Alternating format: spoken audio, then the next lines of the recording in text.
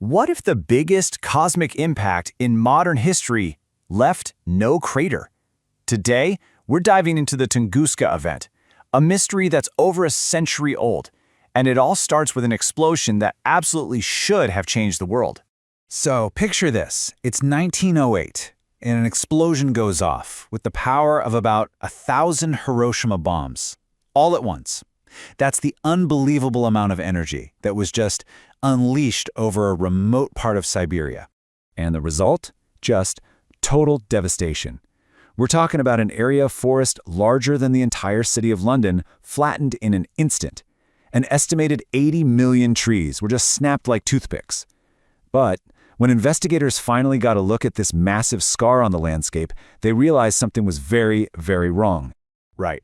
For an explosion that powerful, there should have been a giant hole in the ground, a massive impact crater. But when the first teams got there was nothing. No crater, no big chunks of rock. And that absence, that missing piece of the puzzle, is what turned a giant explosion into one of science's greatest whodunits. This really gets to the heart of the whole contradiction, doesn't it? A scar without a wound. How could something do so much damage, yet leave behind none of the evidence you'd expect to find? So let's set the scene. It's June 30th, 1908. We're in a super remote part of Siberia, near the Tunguska River. At about 7:17 in the morning, the sky literally tore itself open. Scientists now figure the energy released was somewhere between 10 and 15 megatons of TNT. I mean, to put that into perspective, that's in the same ballpark as a major thermonuclear bomb. It was by far the most powerful impact event in all of recorded history. Okay, so what clues were left behind? Let's take a look at the evidence from the scene of the crime. What did people actually see, and how did the planet itself react to this thing? You know, the only people who really saw it happen were the local Evenki people. And their stories, which were collected years later, are just chilling. They talked about a flash that was brighter than the sun, a fiery object that looked like it split the sky in two. It was followed by a wave of heat that burned their skin, and a shockwave so powerful it knocked them clean off their feet. And get this wasn't just some local event. The effects were felt all around the world. Seismic stations picked up tremors equal to a magnitude 5 earthquake. The atmospheric shockwave literally traveled around the globe and was recorded on instruments as far away as London.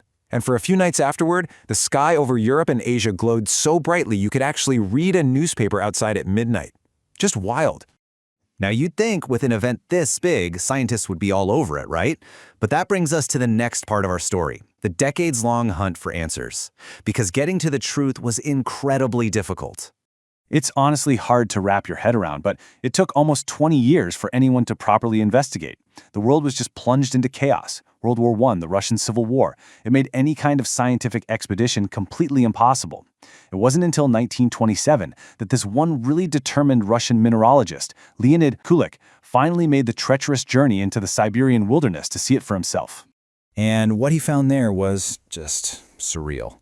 The toppled trees fanned out in this huge butterfly-shaped pattern, all pointing away from a central spot. But right at that center, the epicenter, the trees were still standing. The catch? They were totally stripped of their bark and branches, looking like a forest of creepy, bare telegraph poles. And then, years later, another clue turned up. Tiny, microscopic metallic spheres in the soil. Proof that whatever this thing was, it came from space. But here's the real kicker. After all that searching, Kulik found what wasn't there. No impact crater, not a single one.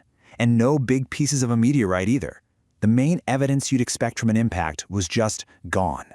Which, of course, only made the mystery even deeper. So how in the world do you explain a colossal explosion with no impact? Well, this is where we finally start to solve the cosmic case. All the bizarre clues start to click into place. The entire solution to this puzzle really hinges on one single concept, an airburst. Instead of an object hitting the ground and exploding, it blows up high in the atmosphere, and all that destructive energy blasts downwards. So, here's what scientists now widely agree happened. A space rock, either an asteroid or a comet, probably dozens of meters across, slammed into our atmosphere at an insane speed. The pressure and the heat were just too much for it, and it detonated in a massive fireball about 5 to 10 kilometers up. The object itself was basically vaporized, which finally explains the missing crater and why there were no big fragments to find.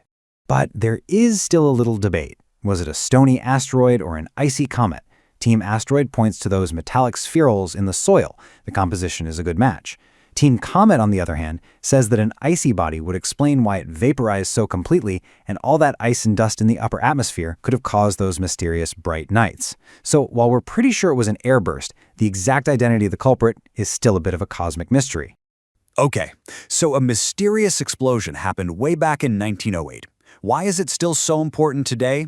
Well, as we're about to see, Tunguska wasn't just some weird historical event. It was a serious wake-up call. The legacy of Tunguska is huge. It was this stark, terrifying warning that even a relatively small object from space can cause catastrophic damage on Earth. This one event basically kick-started the whole field of hunting for near-Earth objects and is the reason we have planetary defense programs today. It took the threat from theoretical to something chillingly real. And if you think this is all just ancient history, look no further than the Chelyabinsk event in 2013. That was a much, much smaller airburst over a Russian city, and it still injured over 1,000 people. It was a powerful reminder that these things are not just a thing of the past. The threat Tunguska uncovered is absolutely still with us. Which really leaves us with one final and pretty crucial question. The Tunguska event was a cosmic shot across the bow for all of humanity, a clear warning about just how vulnerable we are. So, more than a century later, the real question is, are we actually listening?